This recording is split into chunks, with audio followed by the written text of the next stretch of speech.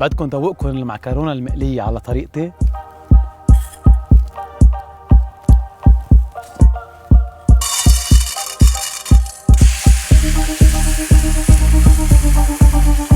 عطول مع الباستا لازم نحط زيت بالسلق. وهلا رح نعمل صوص البيشاميل. زبدة،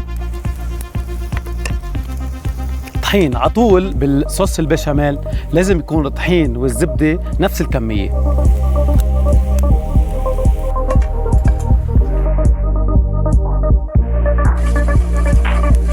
وهلا عم ندلق الحليب. وهلا عم حط بهار جوزة الطيب. وهلا حنحط صوص البيشاميل بهيدا الصحن كرمال تبرد. وهون انسلقت المعكرونة،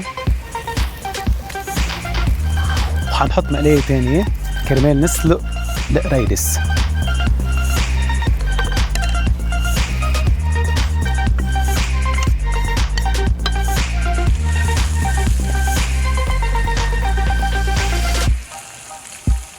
هون حنحط شوية ملح وشوية بهار أبيض. من بعد ما سقع البشاميل هلأ بدنا نحط الموتزاريلا المبروشة. من بعدها حبات الذرة،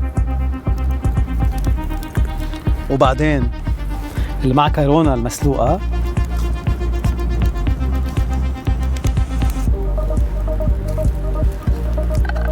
وبعدها حبات القريدس المقليين.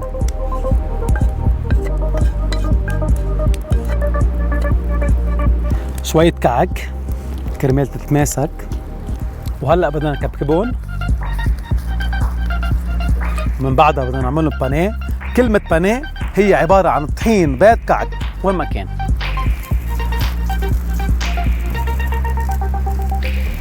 بنحط الزيت النباتي.